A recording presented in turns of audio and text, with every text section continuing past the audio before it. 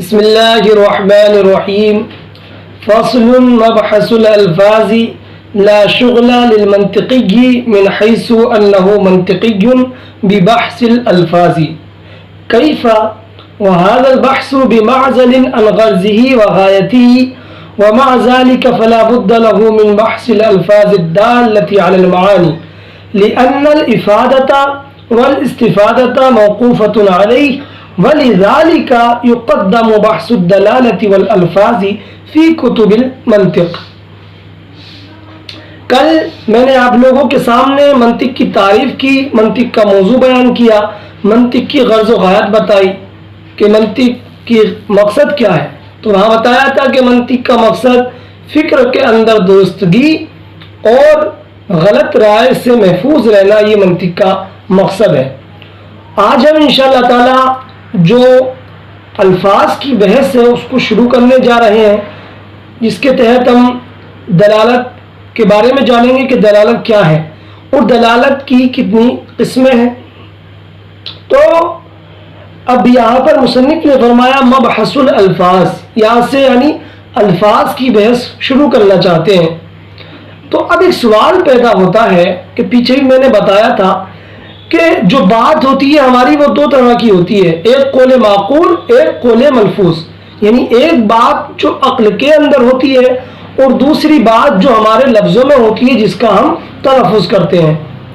پھر میں نے ایک بات بتائی تھی کہ منطقی جو بحث کرتا ہے وہ قول معقول سے کرتا ہے، یعنی اس بات سے کرتا ہے جس کا ہم یعنی جو ہماری عقل میں ہوتی ہے. تو اب یہاں سوال یہ ہوا کہ جب منطقی بحث معانی سے کرتا ہے، قول معقول سے کرتا ہے، تو پھر یہاں پر الفاظ کی بحث کو کیوں شروع کیا جا رہا ہے؟ تو اس کا ہم جواب دیں گے اور خود مصنف بھی فرماتے ہیں، یہاں پر جواب دے رہے ہیں. تو جواب اس کا یہ ہے کہ وہی جو منطقی ہوتا ہے ظاہر بات ہے کہ وہ معانی سے بحث کرتا ہے، لیکن جو معانی ہوتے ہیں، جو عقل کے اندر بات ہوتی ہے، اس کو سمجھانے کے لیے دوسرے کو، جو سامنے ہمارے شخص ہے، اس کو ہم اپنی بات تبھی سمجھائیں گے جب ہم اس بات کو یعنی ذہن سے الفاظ میں تعبیر کر دیں. یعنی جو بھی عقل کے اندر ہماری بات ہے ہم سامنے والوں کو تبھی سمجھا سکتے ہیں جب ہم اس کو زبان پر لے آئیں. تو پتہ چلا کہ جو قول معقول ہے، عقل کے اندر بات ہے، اس کو سمجھانے کے لیے الفاظ کی ضرورت ہے. تو اس لیے مصنف اور دیگر کتب منطق کے اندر الفاظ کی بحث کو پہلے رکھا جاتا ہے، چونکہ جو معانی ہے ان کا سمجھنا الفاظ کے سمجھنے پر موقوف ہے. تو بیان کرتے ہیں فصل ای ھذا فصل، یہ فصل ہے مبحث الالفاظ، یہاں سے الفاظ کی بحث شروع ہو رہی ہے. کہتے ہیں لا شغل للمنطقی من حیث انہ منطقی ببحث الالفاظ. منطقی کا اس حیثیت سے کہ وہ منطقی ہے، یہ کام نہیں ہے کہ وہ الفاظ سے بحث کرے. ایک منطقی کا یہ کام نہیں ہے کہ وہ منطقی ہونے کی حیثیت سے الفاظ سے بحث کرے. کیفا، کیسے کر سکتا ہے؟ چونکہ وہ جو بحث کرتا ہے معنی سے، تو وہ الفاظ سے بحث کیسے کر سکتا ہے؟ مزید وَهَذَا الْبَحْثُ بِمَعْزَلٍ عَنْ غَرْضِهِ وَغَایَتِهِ، بحث کیسے کر سکتا ہے الفاظ سے، حالانکہ یہ جو بحث ہے الفاظ کی، یہ ایک منطقی کی غرض اور اس کی غایت یعنی مقصد سے دور ہے.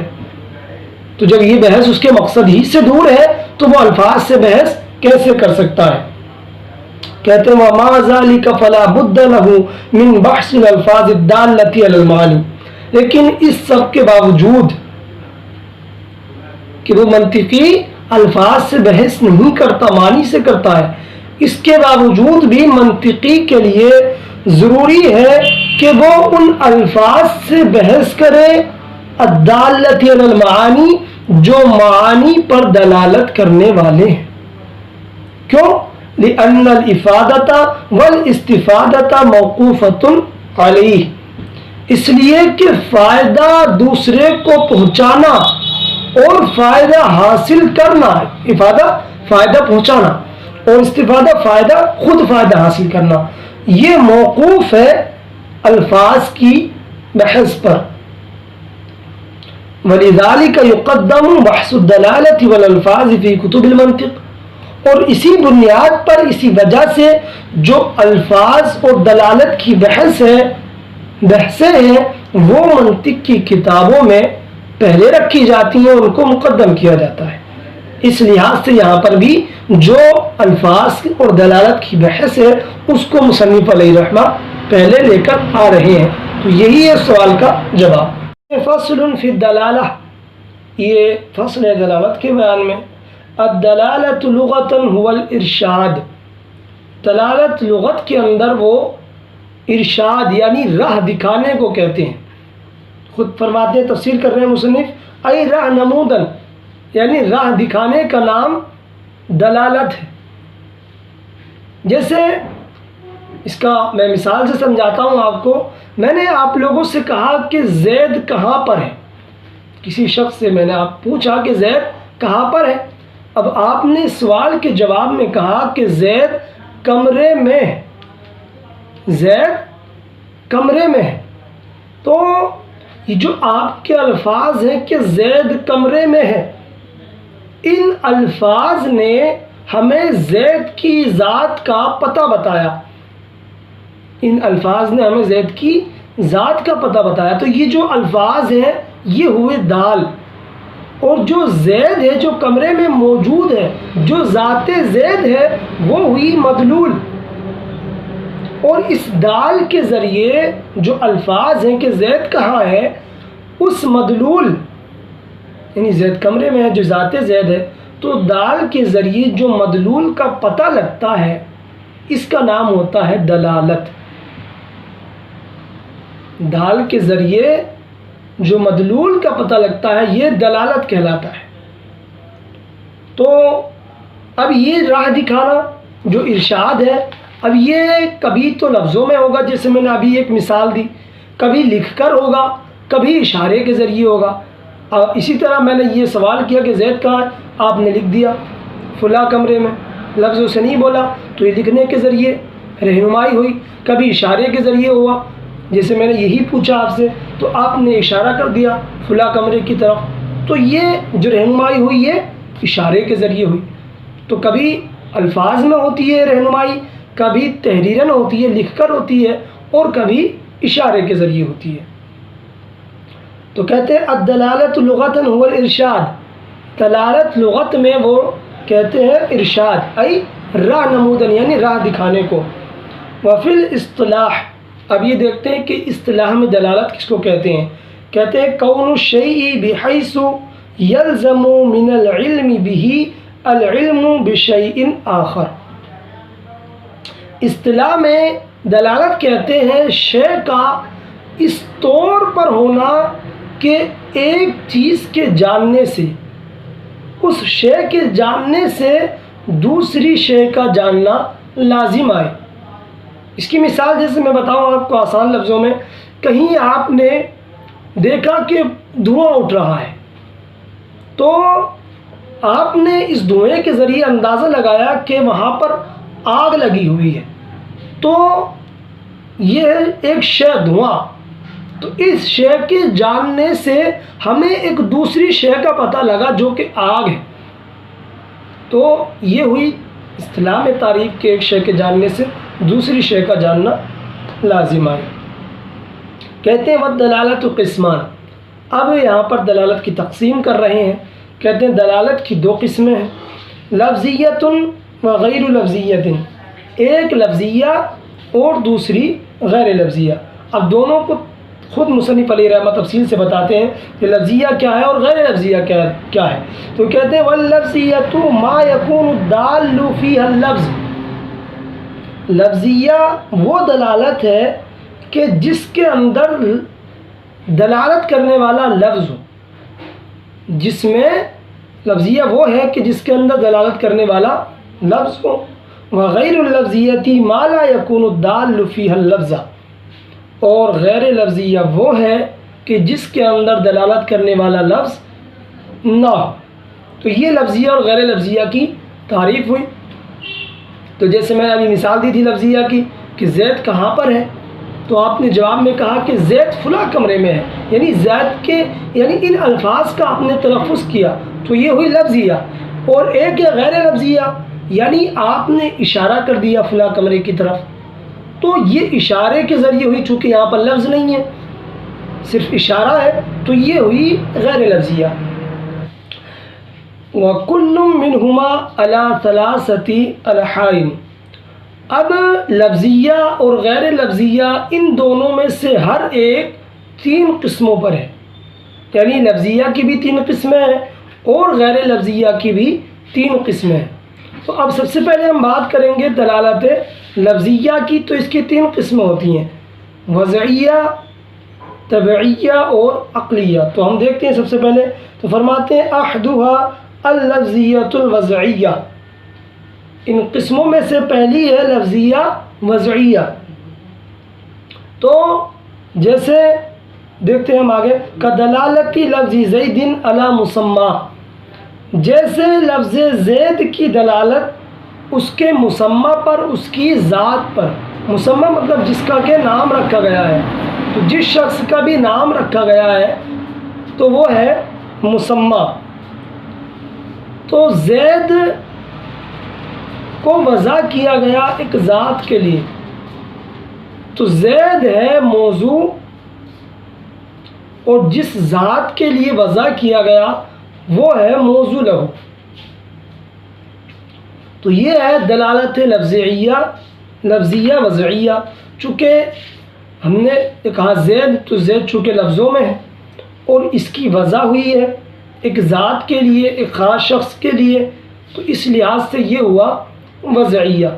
تو اب اس کا پورا نام ہو گیا لفظیہ وضعیہ، لفظ زید کی دلالت۔ اب اسی طرح جو جتنے بھی نام ہیں، جو بھی چیزیں ہیں، ہم نے کہا کتاب، تو اس کی دلالت ہوئی اس خاص یعنی جو اوراق ہیں ان پر، تو یہ ہوئی مدلول، اور کتاب ہوا یہ دال، اور یہ لفظوں میں ہے تو اس لحاظ سے لفظیہ اور وضعیہ ہے۔